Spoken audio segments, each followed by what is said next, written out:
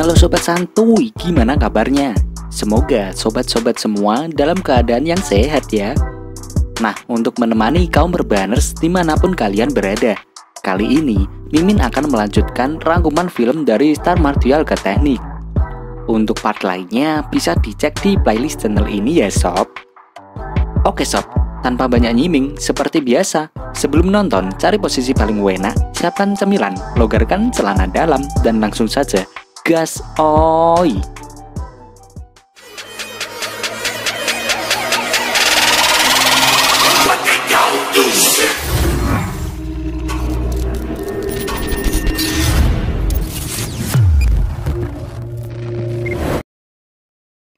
Di awal film, Xia Yuning terlihat tak terima jika orang yang diminta untuk direkrut Hong Duan sebanyak 100 pria kuat.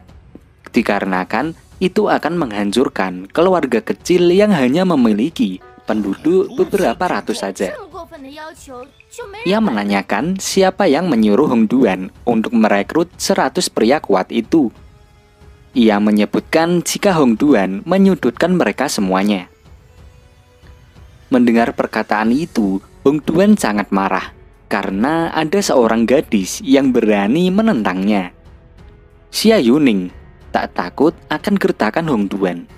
Bahkan, ia menyebutkan jika Hong Duan hanyalah seorang komandan kecil dari pasukan kekaisaran. Xia Yuning meminta surat tugas dari Hong Duan yang ingin merekrut 100 pria kuat itu. Namun, jika tidak ada surat tugasnya, Xia Yuning akan melaporkan Hong Duan ke divisi catatan pemerintah. Patriark Liang memberitahu kepada Hong Duan bahwa gadis itu adalah seorang putri raja dari istana raja kota utara. Hong Duan pun sangat terkejut dan balik memarahi Patriark Liang dikarenakan ia tidak diberitahu jika Tuan Putri datang ke pertemuan itu. Dalam hatinya, Hong Duan nampak gelisah nih, dikarenakan surat perintah itu tertulis melakukan perekrutan hanya 10 pria kuat saja, bukannya 100 pria kuat, seperti yang ia umumkan sebelumnya. Dari hal itu, Hong Duan pun tak bisa menunjukkan surat perintahnya. Namun, di sini Hong Duan nampaknya sangat keras kepala. Terbukti, ia tak ingin kalah dari siapapun. Ia pun melakukan pembelaan dan mengatakan jika istana Raja Kota Utara tak berhak ikut campur dalam masalah ini. Sama halnya dengan Hong Duan, Yuning juga tak mau kalah dan terus melakukan pembelaan demi sebuah keadilan. Melihat keberanian Xia Yuning dalam menegakkan keadilan, Ye Xinghe nampak terkagum-kagum nih dengan Xia Yuning. Bahkan, ia menyadari dengan sifat keras kepalanya itu membuat Xia Yuning terlihat lebih cantik dari biasanya. Waduh, ada yang mulai jatuh cinta nih ya. Dalam pembelaan yang dilakukan Hong Duan, Xia Yuning terus mendesak Hong Duan untuk mengeluarkan surat perintahnya. Ia mengatakan jika dirinya takkan ikut campur jika Hong Duan bersikap adil. Namun, dengan perekrutan 100 pria kuat itu, bukannya adil, malah itu akan menghancurkan keluarga kecil yang berafiliasi dengan keluarga Anyu. Jika masalah ini terus didebatkan, maka Xia Yuning berencana pergi ke dinasti ilahi dan melaporkan ke kaisar yang akan membuat Komandan Hong Duan pasti akan kesulitan menjelaskannya. Mendengar gertakan dari Xia Yuning, Hong Duan pun memikirkan kembali kelakuannya itu yang bertingkah seenaknya sendiri. Bahkan atasannya pun tak tahu tentang kejadian perekrutan 100 pria kuat tersebut. Ia menyadari jika atasannya tahu mengenai ini, posisi Hong Duan sebagai komandan pasti akan terancam. Jika masalah ini membesar, pasti Hong Duan lah yang akan menanggung semuanya. Setelah berpikir demikian, tiba-tiba sikap Hong Duan sangat manis nih kepada Tuan Putri.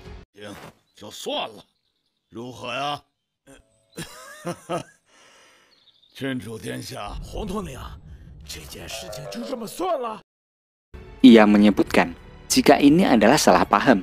Jadi, ia memohon masalah ini bisa dilupakan saja.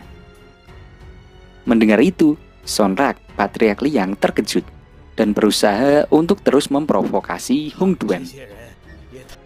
Hong Duan balik memarahi Patriark Liang karena ia sadar jika Hong Duan saat ini dimanfaatkan oleh Patriark Liang untuk menjadi kekuatan di pihaknya untuk melawan Tuan Putri. Di dalam hatinya, Xia Yuning pun tertawa melihat kelakuan Hong Duan yang menyerah begitu saja ketika diancam oleh Yuning. Ia menyadari jika Hong Duan sangat licik dan berpengalaman akan hal seperti ini. Kemudian, Xia Yuning pun memilih main aman dan menyetujui jika permasalahan ini harus dilupakan. Di tengah-tengah pembicaraan, tiba-tiba saja seorang prajurit dari ayah Xia Yuning yang merupakan penguasa kota utara datang untuk memberitahukan sebuah pengumuman. Tak disangka, ia mengatakan jika tuan putrinya sudah kabur dari istana, bahkan memiliki hubungan rahasia dengan anak rakyat jelata. Hal itu sangat mempermalukan reputasi kerajaan. Karena hal itu, Xia Yuning pun dilepaskan statusnya yang selama ini menjadi tuan putri di istana Raja Kota Utara, serta Yuning akan diusir dari istana Kota Utara. Untuk kedepannya, apa yang dilakukan Xia Yuning tak ada hubungannya dengan istana Raja Kota Utara. Mendengar pengumuman itu, membuat semua orang sangat terkejut. Namun, Hong Duan malah menertawakan apa yang terjadi di sana. Ya, jelaslah kan sebelumnya mereka berdebat. Karena kedudukan Xia Yuning sebagai tuan putri istana membuat Hong Duan tak bisa berbuat apa-apa. Dengan dilepasnya kedudukan Xia Yuning dari tuan putri istana, maka Hong Duan akan bisa membalikkan keadaan. Namun sebaliknya dengan kondisi Xia Yuning, ia sangat tak menyangka jika ayah kandungnya yang selama ini ia sayangi tega membuang anaknya sendiri. Bahkan diketahui Xia Yuning adalah anak satu-satunya dari Raja Kota Utara. Nah, bisa dibayangkan nih betapa sakit hatinya seorang anak secara terang-terangan dibuang ayah kandungnya sendiri. Ya nggak hanya sakit sih, pasti sangat hancur sehancur-hancurnya hati dari Xia Yuning. Dan Ye Xinghe yang mendengar itu mencoba menenangkan Xia Yuning. Xia Yuning yang menangis meratapi nasibnya, ia mengatakan jika ayahnya tak menginginkannya, maka ia juga akan melakukan hal yang sama dengan tak akan mengenali Raja Kota Utara sebagai ayahnya lagi. Seketika itu, Yuning pun langsung memeluk Ye Xinghe untuk menenangkan hatinya yang sedang.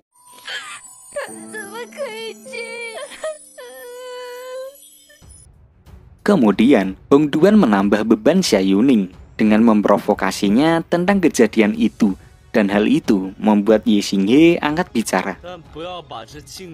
Mereka memang menghormati Hong Duan sebagai komandan kekaisaran.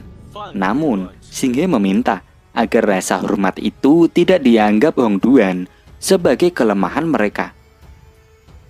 Dengan perdebatan itu, membuat situasi sangat panas.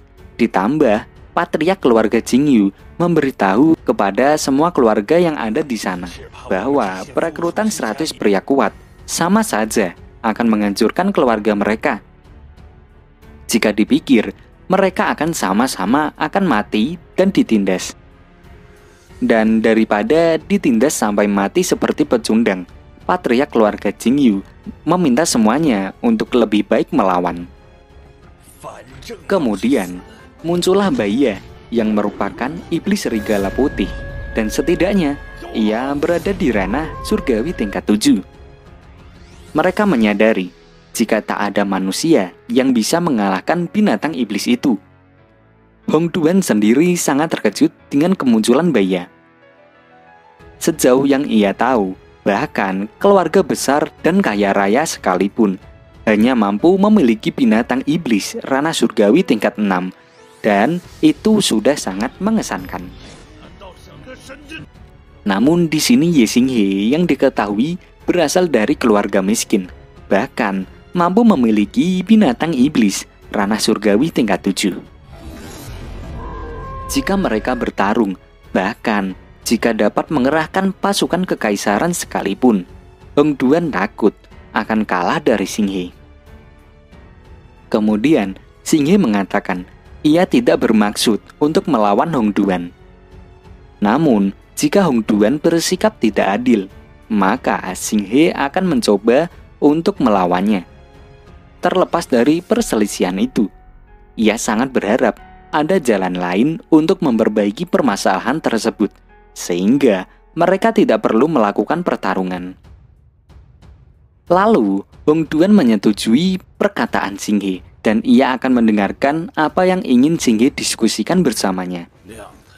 Lalu, mereka pun melakukan diskusi di tempat lain agar tidak ada seorang pun yang mendengar pembicaraan mereka. Di dalam diskusi tersebut, tanpa banyak ngomong nih, Ye Xing He langsung mengeluarkan sebuah giok ungu kelas tingkat 1, dan giok itu akan diserahkan langsung ke Hong Duan. Nah, sontak dong, hal itu membuat Hong Duan sangat terkejut nih, karena Xing He mampu memiliki giok itu, bahkan akan diberikan kepada Hong Duan. Dengan senyum liciknya, secepat kilat nih, Hong Duan mengambil giok tersebut dari tangan Xing He. Ternyata, Xing He memiliki banyak giok ungu. Memberikan beberapa giok ungu kepada Hong Duan itu tidak masalah bagi Xing He. Xing He terpaksa melakukan hal itu dikarenakan keluarga An Yu juga sudah menyuap Hong Duan. Maka hal itu dibalas oleh Xing He dengan menyuap Hong Duan juga dengan barang yang jelas lebih tinggi harganya. Hong Duan sendiri adalah orang yang mudah disuap. Siapa yang lebih tinggi bisa menyuapnya, maka itulah yang akan menang. Apalagi, giok ungu tersebut sangat langka dan mampu membantunya dalam meningkatkan kultivasinya. Maka, sulit bagi Hong Duan menolak barang berharga tersebut. Dengan lidah licinnya, ia pun mengecualikan keluarga Jing Yu dalam perekrutan 100 pria kuat.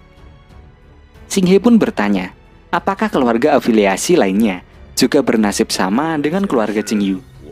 Dan film pun berakhir. Oke sob, segitu dulu ya rangkum film kali ini. Nantikan kelanjutannya dengan pantau terus channel ini ya sob. Sekian dari Mimin dan sampai jumpa. Bye bye.